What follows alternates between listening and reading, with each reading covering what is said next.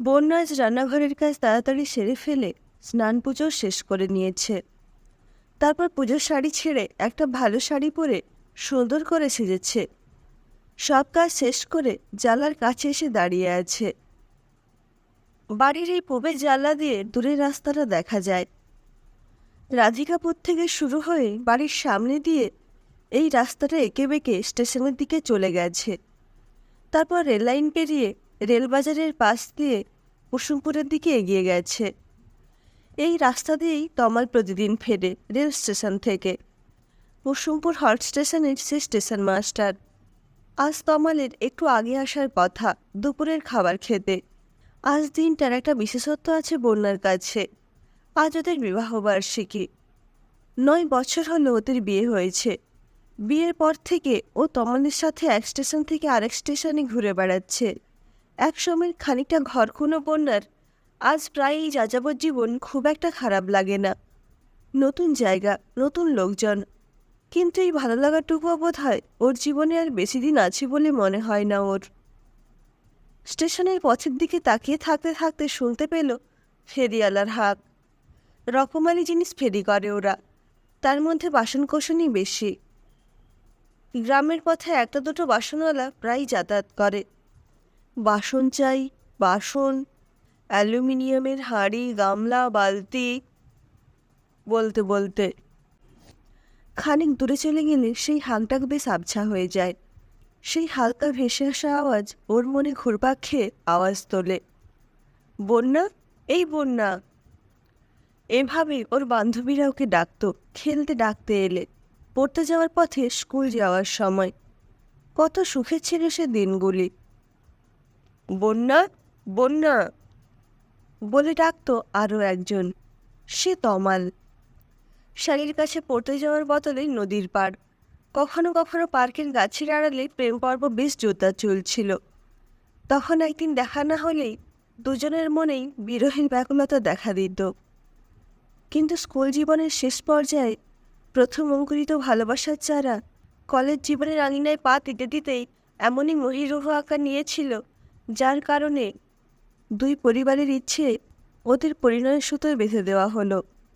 কিন্তু সেই সুতো কি দড়ির আকার ধারণ করেছে যে পেঁচিয়ে গিয়ে শ্বাসরুদ্ধ করছে, যার কারণে কাছের মানুষকে দূরে ঠেলে সরিয়ে দিচ্ছে? বন্যা বুঝতে পারছে না, কিন্তু যে খবর ওর কানে এসেছে তাতেও আজ পুরো নিশ্চিত যে ঘটনাটা সেই রাস্তাতেই মোড় নিচ্ছে। প্রথম যখন জেনেছিল এমন এক সম্ভাবনার কথা, বিশ্বাস করেনি, বরং যে খবরটা দিয়েছিল তাকেই দুটো কথা শুনিয়ে দিয়েছে। কিন্তু আস্তে আস্তে ঘটনা একটু একটু করে সামনে এসেছে, কিছু কিছু প্রমাণও পেয়েছে। খুব কেঁদেছেও একান্তে, ঈশ্বরের কাছে মাথাও ঠুকেছে। তবে তমালের সাথে ঝগড়া চেঁচামেচিতে যায়নি। কাদা ছোড়াছুড়ি হলে একজনের প্রতি আরেকজনের সামান্য সম্মানটুকু অবশিষ্ট থাকে না। সম্পর্কে ঘুণ ধরে গেলে সেটা ঠিক করতে আবার দুজনকেই হাত লাগাতে হয়। একজনের দ্বারা তো সম্ভব নয়। ওর ইচ্ছে থাকলেও তমালের ইচ্ছেটা আছে বলে ওর মনে হচ্ছে না। কে যে ওর নাম রেখেছিল বন্যা কে জানে। কারোর জীবনে ও বন্যার মতো ধেয়ে আসেনি, কিন্তু ওর জীবনের সুখগুলো অন্য কারোর ধাক্কায় বন্যার মুখে খড়কুটোর মতো ভেসে চলে যেতে চাইছে। হঠাৎ সাইকেলে বেলের আওয়াজে ওর চটকা ভাঙল।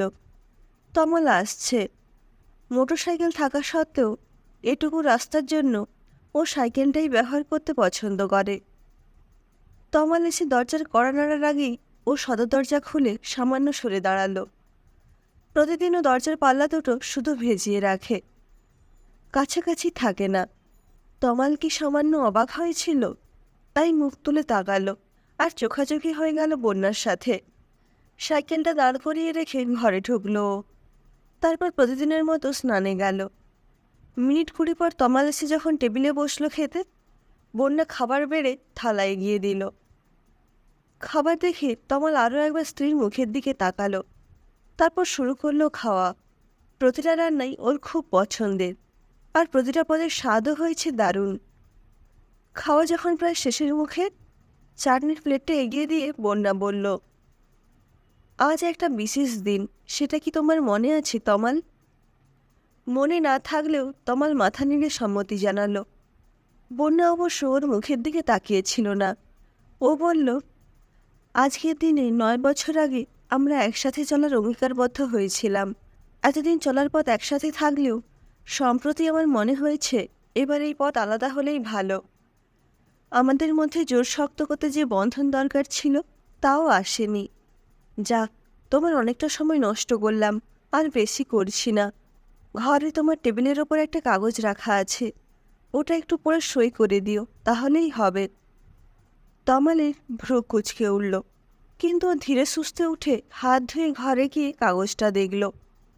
ওটা বিবাহ বিচ্ছেদের কাগজ, যে কাগজে সই নেবে বলে কতদিন ধরে ও আর নন্দিতা নানান রকম আলোচনা করে চলেছে।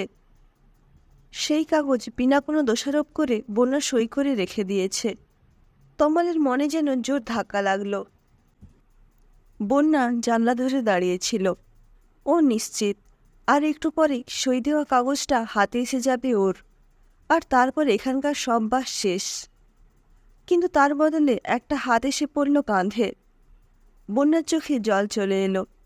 আজও প্রিয় মানুষের সেই ছোঁয়াটুকু শরীর বুঝতে পারে। কত ভালোবাসার রোম ছিল ওই ছোঁয়াটুকুর মধ্যে, যার কিছুই আজ আর অবশিষ্ট নেই। কিন্তু না, যা শেষ হয়ে যাচ্ছে তার জন্য মনের দুর্বলতা দেখানোর কোনো মানে হয় না। চোখের জল সামলে ও ঘুরে তাকালো তমালের দিকে। তমাল বলল, এতক্ষণ তোমার সব কথা শুনলাম, এবার আমাকে কিছু বলার সময় দাও। এক সময় আমি তোমায় প্রথম ভালোবাসার কথা শুনিয়েছিলাম, আবার সেই আমি নন্দিনীর দিকে ঝুঁকে পড়তে সময় নিইনি। নন্দিনীর সাথে আমার পরিচয় চাকরির সূত্র ধরেই। ও রেলের পরীক্ষা দিয়ে আমার মতোই চাকরি করে। অবশ্যই কাছাকাছি আসাটায় নন্দিনীর কতটা দোষ বলতে পারবো না, তবে আমার অনেকটাই। তুমি অনেকটাই একঘেয়ে হয়ে গিয়েছিলে আমার জীবনে, তাই নতুনত্বের স্বাদ নিতে, তোমার কাছ থেকে মুক্তি পেতে চাইছিলাম। ভাবছিলাম কিভাবে তোমাকে কথাটা জানাবো, কিন্তু তুমি যখন কাগজটা নিজেই ধরিয়ে দিলে তখন মনে হলো কি বড় একটা ভুল করতে যাচ্ছিলাম। আমাকে আরেকবার সুযোগ দেবে কি? আবার একবার চেষ্টা করতে চাই। বন্যা আস্তে করে হাতটা সরিয়ে দিয়ে বলল, আজকে দুপুরটুকু আসার একটু আগেও হয়তো তোমার মনটা চাইছিল এই সম্পর্ক থেকে মুক্তি। এটা কোনো অস্বাভাবিক ব্যাপার নয়। আর যে মেয়েটা তোমাকে ঘিরে স্বপ্ন বুনতে শুরু করেছে তারও কিছু আশা আছে তোমার কাছে। তাই শুধু দায়িত্ব কর্তব্য থেকে আমার সাথে তোমায় থাকতে হবে না। আমি চলে যাচ্ছি তোমায় ভাবার অফুরন্ত সময় দিয়ে। তুমি ভাবো কি করবে। যদি কোনো সময় আমাদের ভালোবাসার টুকরো মুহূর্ত তোমার মনে পড়ে আর সেটা তুমি ফিরে পেতে চাও বাকি জীবনের জন্য, তখন ডেকো, চেষ্টা করবো ফিরতে। তোমার বোনের হাতটা ধরে বলল, না বন্যা, আমি একবার ভুল করেছি, আর সে ভুল করতে চাই না। আমি আমাদের ভালোবাসার মুহূর্তগুলো ভুলিনি, তবে অন্য আকর্ষণ আমার চোখ ধাঁধিয়ে দিয়েছিল। আজ আমি তোমার হাত ধরে পার করতে পারি জীবনের বাকি দিনগুলি। আমায় ছেড়ে যেও না, তোমার ভালোবাসা দিয়ে আবার টেনে নাও আমায়। লজ্জারাঙা বন্যা তমালের বুকে মুখ লুকোলো।